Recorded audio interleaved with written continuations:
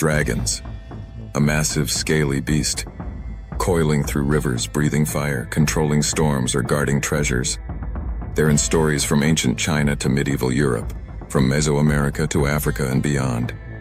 Every major culture has dragon-like creatures, but real dragons never existed. So why do they show up everywhere, across oceans and thousands of years?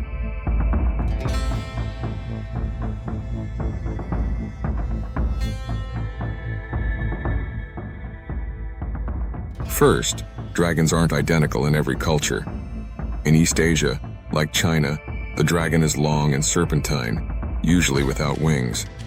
It's tied to water and rain, and it's benevolent, wise, lucky, a symbol of power and emperors. In Europe, dragons are winged, fire-breathing monsters. They're evil, hoard gold, and heroes have to slay them to save the day.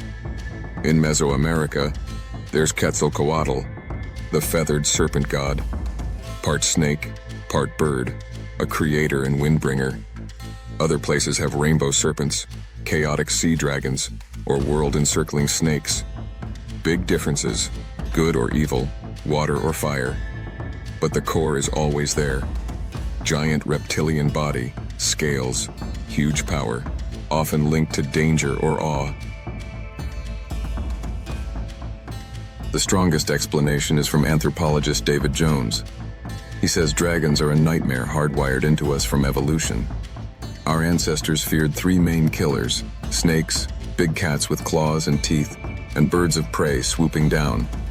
Over millions of years, our brains combined them into one ultimate monster, a giant snake reptile with claws, maybe wings, and terrifying power. Dragons are basically a super predator our minds invented to represent danger. That's why even isolated cultures have similar ideas. It's in our biology, not just shared stories. Another big reason, ancient people found huge bones. In China, they called dinosaur fossils dragon bones and used them as medicine. In other places, people dug up massive skulls, teeth, or skeletons, like horned or long-necked dinosaurs, and thought they came from giant living beasts.